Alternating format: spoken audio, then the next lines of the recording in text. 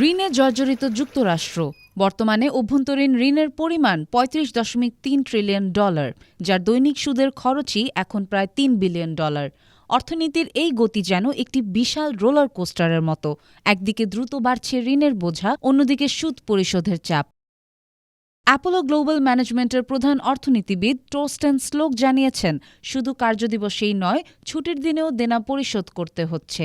২০২০ সালের পর থেকে সুদের পরিমাণ দ্বিগুণ বেড়ে গেছে। তখন যুক্তরাষ্ট্রের কেন্দ্রীয় ব্যাংক মুদ্রাস্ফীতি নিয়ন্ত্রণে রাখতে সুদের হার বাড়িয়েছিল, যার ফলে ঋণ পরিশোধ আরও ব্যয়বহুল হয়ে ওঠে। তবে কেন্দ্রীয় ব্যাংক যদি আগামী মাসে সুদের হার কমাতে শুরু করে, তাহলে পরিস্থিতি হয়তো কিছুটা পাল্টাতে পারে।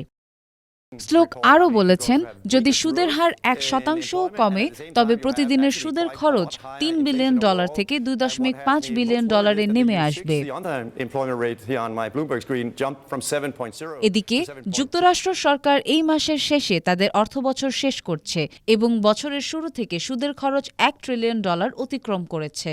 যদিও সুদের হার কমানো কিছুটা স্বস্তি আনবে, তবে আগামী প্রেসিডেন্টের সময় বাজেট ঘাটতি আরও বেড়ে যাওয়ার সম্ভাবনা রয়েছে।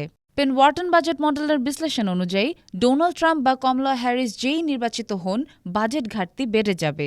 ট্রাম্পের পরিকল্পনায় আগামী 10 বছরে ঘাটতি $5.8 ট্রিলিয়ন বাড়তে পারে, যেখানে হ্যারিসের পরিকল্পনায় তা $1.2 ট্রিলিয়ন বৃদ্ধি পাবে। জেপি মর্গান বিশ্লেষকরা বলছেন, এই অস্থিতিশীল অর্থনৈতিক নীতি যেন একটি ঝুঁকিপূর্ণ খেলায় পরিণত হচ্ছে, যেখানে ঋণের বোঝা বাড়ছে এবং ব্যক্তিগত বিনিয়োগের উপর চাপ সৃষ্টি করছে। পাশাপাশি বেবি বুমারদের ব্যাপক অবসরের ফলে সঞ্চয়ের হার কমছে, সেই সাথে মূলধনের যোগানও হ্রাস পাচ্ছে, যা আমাদের অর্থনীতির জন্য আরও বড় চ্যালেঞ্জ বয়ে আনছে।